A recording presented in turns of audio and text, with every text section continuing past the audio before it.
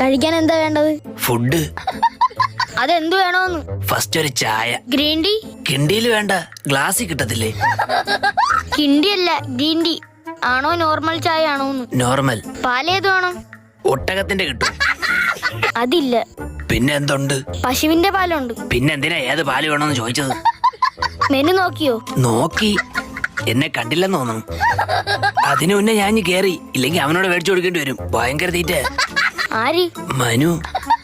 മനു അല്ല, മെനു നോക്കിയോന്ന്. അതെന്തോന്നു? ഇവിടെ വെച്ചിരുന്ന മെനു എവിടെ? മറ്റേ പപ്സിന്റെ ഒക്കെ പടമുള്ള പേപ്പർ ആയിരുന്ന. ആ, അതെവിടെ? അയ്യോ, അത് കൈ തുടയ്ക്കാൻ വെച്ചിരുന്നല്ലേ. ആ വേസ്റ്റ് ബോക്സിലുണ്ട്.